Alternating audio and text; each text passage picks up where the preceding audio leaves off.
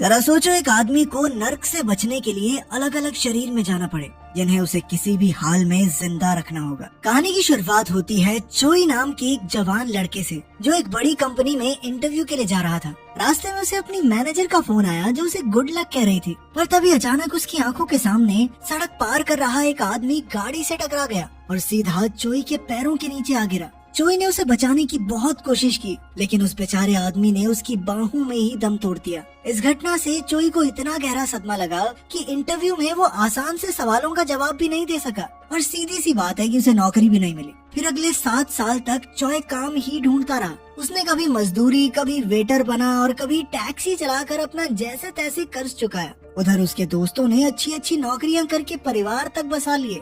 इधर हजारों रेज्यूमे भेजने के बाद भी चोई को अच्छी नौकरी नहीं मिल रही थी। इसी तरह वक्त गुजरता रहा, लेकिन उसकी जिंदगी में कोई बदलाव नहीं आया। फिर एक दिन उसे उसी कंपनी में दोबारा इंटरव्यू के लिए बुलाया गया जहां वो 7 साल पहले गया था। जब मैनेजर ने देखा कि वो इतने साल से लगातार अलग अलग छोटे मोटे काम करके गुजारा कर रहा है, तो वो चोई की लगन से काफी प्रभावित हुआ। ये देखकर एक बार फिर चोई की उम्मीद जाग गई। लेकिन फिर थोड़ी देर बाद ही उसे खबर मिली कि जिस कंपनी में उसने पैसे इन्वेस्ट किए थे वो तो ठप हो गई है और उसका सारा पैसा डूब गया। ये सुनकर वो गुस्से से भर गया और सीधा इन्वेस्टर के घर जाकर गुस्से में उसका दरवाजा तोड़ने लगा। तभी पड़ोसियों ने उस पर पुलिस बुलवा दी। बेचारे चोई की जिंदगी में कुछ भी अच्छा नहीं हो रहा था। अब चोई हताश होकर अपनी मंगेतर जेनी के घर गया तो उसने देखा कि वो किसी दूसरे आदमी की महंगी गाड़ी से उतर रही थी। जब जेनी ने चोई को देखा तो उसने चोई की मदद करने के लिए उसे कुछ पैसे दिए, लेकिन चोई ने उससे नाराज होकर कहा कि वो उसे भूल जाए, क्योंकि वो नहीं चाहता कि जेनी अपनी जिंदगी एक नाकाम इंसान के साथ बिताए।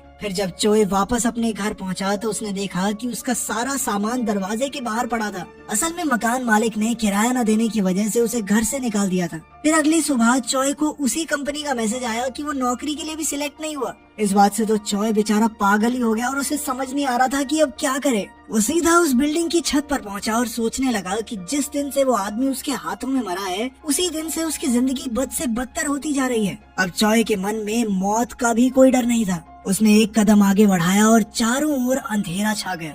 होश में आने के बाद चोई ने अपनी आंखों से पट्टी हटाई। उसने देखा कि वो एक एयरप्लेन में बैठा हुआ था। फिर उसने मॉनिटर पर देखा कि ये चेहरा उसका नहीं था, बल्कि वो किसी और के शरीर में आ गया था। तभी एक लड़की उसके सामने आई और उसका आखिरी खत पढ़ने लगी। उसने कहा कि चोई अब मर चुका है, लेकिन उसका ये मानना था कि मर जाने से इंसान के हिस्से का दर्द खत्म नहीं हो जाता। इसके बाद वो चोई को एक ऐसी जगह ले गई जहां वो असल में तकलीफ महसूस कर सके। इस वक्त वो दोनों एक ऊंचे टावर पर थे जहां नीचे से दर्दनाक चीखने चिल्लाने की आवाजें आ रही थी। उसने बताया कि वो मौत की देवी है और वो चोई को अपनी मौत का फैसला खुद करने के जुर्म में सजा देने आई है। इसके बाद उसने चोई को नीचे फेंक दिया और वो सीधा वैशी जानवरों से भरे एक दलदल में जा गिरा। चोई ने चीखते हुए इन राक्षसों का सामना किया और अचानक से वो वापस एयरप्लेन के कैबिन में पहुंच गया। फिर मौत की देवी हेल ने कहा कि अब सजा के तौर पर उसे 12 लोगों के जिस्म में जाकर 12 बार मरना होगा। अगर वो नर्क से बचना चाहता है तो उसे इन 12 मौकों में से किसी एक में जिंदा बचने की कोशिश करनी होगी। इससे पहले कि चोई कुछ कहता, हेल गायब हो गई। तभी अचानक प्लेन का इंजन बुरी तरह हिलने लगा तो चोई ने डर के मारे लाइफ जैकेट पहन ली, जबकि फ्लाइट अटेंडेंट ने उसे समझाया कि ये सिर्फ टर्बुलेंस है। खैर जल्द ही सब कुछ ठीक हो गया। चोई प्लेन में घूमा तो उसे इतनी महंगी चीजें देखकर काफी हैरानी हुई। तभी अचानक एक चमकती हुई चीज उसके सामने आई जो उस शख्स की यादों और काबिलियत से भरी हुई थी, जिसके जिस्म में वो अब जी रहा है। तब चोई को पता चला कि जिस कंपनी में वो इतने सालों से नौकरी करना चाहता था, अब वो उसी कंपनी के मालिक के दूसरे बेटे के शरीर में है। उसने सोचा अब तो वो अपनी जिंदगी इस दौलत के साथ आराम से गुजार सकता है, इसीलिए उसने ऐसे ही जीने का फैसला किया। लेकिन तभी अचानक प्लेन का इंजन फट गया। चोई ने अपनी सीट पर जाकर सीट बेल्ट लगाई, मगर अचानक प्लेन में जबरदस्त धमाका हुआ और चोई आग में झुलसकर मारा गया। इसके बाद जब उसकी आंख खुली तो वो चोई के रूप में एक चमकदार दरवाजे के सामने बैठा था जो सीधा नर्क की तरफ जाता था। वहीं मौत की देवी हेल एक टेबल पर बैठकर एक बंदूक में गोलियां लोड कर रही थी, जिसकी मदद से वो उसे बार बार मार कर दूसरे जिस्म में बेचती। मगर चोई को इस खेल के रूल्स ही समझ नहीं आ रहे थे। उसने कहा कि अगर वो हर बार भयानक मौत ही मरने वाला है तो वो जिंदा कैसे बचेगा। अगर हेल ने कहा कि ये तुम्हारी सिरदर्दी है, मेरी नहीं। फिर वो चोई को नर्क की सैर पर ले गई जहाँ चारों ओर धधकती आग जल रही थी और हर तरफ से चीखने चिल्लाने की आवाजें। फिर हेल ने कहा कि उसकी गलती यही है कि इससे पहले मौत उस तक पहुंचती वो खुद ही मौत के पास पहुंच गया, इसीलिए अब सजा तो भुगतनी होगी। फिर हेल ने उसे गोली मार दी और अचानक जॉय ने देखा कि वो आसमान से नीचे गिर रहा था। तभी वो चमकता पत्थर उसके दिमाग में घुसा तो उसे पता चला कि वो बेहद खतरनाक स्टंट्स करने वाले एक आदमी के शरीर में आ गया था। इस वक्त वो बिना पैराशूट के आसमान से कूदने का स्टंट कर रहा था, जिसे दुनिया भर के लोग देख रहे थे। अगर वो जिंदा बच गया तो उसके स्पॉन्सर उसे ढेर सारा पैसा देंगे। उस आदमी की काबिलियत पाकर जॉय को लगा कि शायद वो ये स्टंट कर सकता है, लेकिन वो नेट में गिरने की बजाय कहीं दूर जा टकराया और उसकी मौके पर ही मौत हो गई। उसकी आँख खुली तो वो फिर नर्क के दरवाजे पर था। वो बहुत गुस्से में था क्योंकि उसके पास अपनी जान बचाने का मौका ही नहीं था। हवा में तो पैदा हुआ हूँ मैं। जॉय ने कहा कि उसकी असल जिंदगी में उसने दुख के अलावा और कुछ नहीं देखा। वो एक गरीब घर में पैदा हुआ, उसे कभी ढंग की नौकरी नहीं मिली और तो और उसने अपनी मंगेतर को भी खो दिया। मगर हेल को इससे कोई फर्क नहीं पड़ा और उसने फिर से जॉय पर बंदूक चला दी। इस बार जॉय एक स्कूल के लड़के के शरीर में था। उसने देखा कि एक लड़का उसी स्टंट परफॉर्मर की वीडियो देखकर उसकी मौत पर हंस रहा था। अभी चमकता पत्थर उसके दिमाग में घुसा तो पता चला कि उसके पिता की मौत हो चुकी है और वो अपनी माँ के साथ रहता है। उसकी माँ दिन रात मेहनत करती है, लेकिन उसे स्कूल जाना बिल्कुल पसंद नहीं क्योंकि कुछ शैतान बच्चे रोज उसे परेशान करते हैं। एक दिन पिटने के बाद वो इतना हताश हो गया कि उसने कुछ गलत कर लिया। अब जॉय उसकी मौत से पहले उसके शरीर में आ गया था। उसने सोचा कि अगर वो इस बार बच गया तो उसे नर्क में नहीं जाना पड़ेगा और वो एक नई जिंदगी की शुरुआत कर सकता है। लेकिन तभी जेम्स नाम के एक लड़के ने उसे फिर परेशान करना शुरू कर दिया। तब जॉय ने गुस्से में कुर्सी उठाकर उसे सबक सिखाना चाहा, पर जेम्स के साथियों ने उस पर हमला कर दिया और कोई उसकी मदद के लिए नहीं आया। बाद में जॉय ने सोचा कि बचने के लिए उसे किसी ताकतवर लड़की का सहारा लेना होगा। खैर, जब वो घर पहुंचा तो गरीबी की हालत देखकर उसे अपनी माँ की याद आ गई। जब वो उस लड़के की माँ के साथ खाना खा रहा था तो वो अपनी माँ की मजबूरियाँ याद करके रोने लगा। फिर शाम को उसे जेम्स का मैसेज आया जो उसे परेशान करके पैसे मांग रहा था। खैर, अगले दिन वो जेम्स के एक साथी से मिला तो उसने बताया कि जेम्स 11वीं क्लास के एक ताकतवर लड़के का दोस्त है और उसके दम पर ही वो सबको परेशान करता है। फिर लंच के दौरान जेम्स ने फिर जॉय को परेशान किया तो जॉय ने सबके सामने उसके सर पर नूडल्स गिरा दी। जेम्स ने गुस्से में अपने साथी को जॉय पर हमला करने को कहा, मगर उसने तो साफ इनकार कर दिया। असल में जॉय ने ही उसे बीच में आने से मना किया था क्योंकि अब वो सब कुछ खुद करने वाला था। उधर जेम्स 11वीं क्लास के लीडर टॉम से मदद मांगने गया तो टॉम अपनी गैंग के साथ जॉय को सबक सिखाने पहुंचा। लेकिन जॉय को देखते ही वो हैरान रह गया कि क्या जेम्स एक छोटे से लड़के से अकेला नहीं निपट सकता। इस पर जेम्स शर्मिंदा हो गया। जब टॉम ने जॉय पर हमला करने की कोशिश की तो वही जेम्स का साथी जॉय की मदद करने आगे आया। वहीं मामला खत्म हो गया और फिर जॉय ने ताकतवर बनने के लिए हर रोज कसरत शुरू कर दी। लेकिन जेम्स को उसके दोस्तों ने कुछ ज्यादा ही छेड़ दिया था कि ये पिद्दू से लड़के से पिट गया तू। और एक शाम उसे अकेला देखकर जेम्स ने एक पत्थर से उस पर हमला किया और उसकी जान ले ली। एक बार फिर जॉय की आंख नर्क के दरवाजे पर खुली और अचानक उसके सर में गोली लगी। इस बार वो फिर एक नए शरीर में पहुंचा जहां वो एक कुर्सी से बंधा हुआ था और उसके सर पर कपड़ा था। उसके आसपास मौजूद गुंडे उस पर अत्याचार करते हुए लड़की और पैसों का ठिकाना पूछ रहे थे। जैसे ही वो जॉय को हथौड़े से मारने वाले थे तो अचानक चमकता पत्थर उसके दिमाग में घुसा। जॉय को पता चला कि इस बार वो एक सीरियल किलर के शरीर में था जिसे अपने बॉस की गर्लफ्रेंड से प्यार हो गया था। उस लड़की ने भागने में उसकी मदद मांगी तो जॉय ने बॉस के $10 मिलियन चुरा कर लड़की को दिए और उसे एक सुरक्षित जगह पर छुपा दिया। लेकिन जल्द ही बॉस ने उसे धर दबोचा। खैर, जॉय ने जोर लगाकर खुद को आजाद किया और फिर बत्तियां बुझाकर सभी गुंडों की छुट्टी कर दी। फिर जॉय ने बॉस का चुराया हुआ पैसा ढूंढने का फैसला किया जिससे वो एक नई जिंदगी की शुरुआत कर सके। उसने दरवाजा खोला तो वो एक चलते ट्रक के अंदर था। अब वो एक मोटरसाइकिल लेकर भाग निकला और कई गुंडों का झुंड उसके पीछे पड़ गया। उन्होंने एक पुल पर उसे घेर लिया, मगर जॉय बड़ी चालाकी से उनके चंगुल से भाग निकला। मगर फिर भी कुछ गुंडे उसके पीछे आ गए तो वो सीधा एक बिल्डिंग की छत पर पहुंचा और वहां से एक पूल में जा कूदा। बॉस ने उसे तुरंत पकड़ने का हुक्म दिया। इधर जॉय भागकर समुद्र किनारे पहुंचा तो बॉस की गर्लफ्रेंड ने आकर उसे गले लगा लिया। जब जॉय ने उसे बताया कि सारे पैसे गुब्बारों वाली बोट पर हैं, तो अचानक लड़की ने उसे गोली मार दी। एक बार फिर से जॉय नर्क की चौखट पर गिरा हुआ था और हेल उस पर हंस रही थी। लेकिन जॉय भी इतना बेवकूफ नहीं था। असल में उसने लड़की को पैसों का असली पता बताया ही नहीं था और अब वो अगली जिंदगी में पैसे ढूंढेगा। इसके बाद वो एक जेल के कैदी के शरीर में आया जहाँ उसके साथियों ने उसे संभल कर रहने को कहा क्योंकि एक सरफिरा हत्यारा उसके रिहा होने के 4 दिन पहले ही उसे मार डालेगा। तभी वो सरफिरा कमरे में आया तो जॉय ने देखा कि ये तो जेम्स था, वही लड़का जो उसे क्लास में परेशान करता था। उसे देखते ही चॉय गुस्से से आग बबूला हो गया और उसने जेम्स पर हमला कर दिया। खैर उसके साथियों ने उसे रोका, तभी चमकता पत्थर उसके दिमाग में घुसा। चॉय को पता चला कि इस वक्त वो ऐसे लड़के के शरीर में था जो एमएमए फाइटर बनने के सपने देखा करता था, मगर उसकी माँ के सर पर बहुत ज्यादा कर्ज था, जिसे चुकाने के लिए वो किसी अमीर ज़ादे का जुर्म अपने सर पर लेने को तैयार हो गया। उस वक्त उसकी उम्र 18 साल से कम थी, इसीलिए उसे सिर्फ 2 साल की सजा हुई। इसके बाद जब असली गुनहगार का वकील उससे मिलने आया तो उसने पूरी दुनिया को सच बताने की धमकी दी। इस तरह उसने अपना मुंह बंद रखने के लिए कुछ और पैसे मांगे। इधर जेल में अब चॉय ने जेम्स से कहा कि वो उसकी असलियत अब सबके सामने लाकर रहेगा, क्योंकि चॉय जानता था कि जेम्स कोई सिरफिरा नहीं बल्कि बच्चों को मारने वाला एक बुज़दिल है।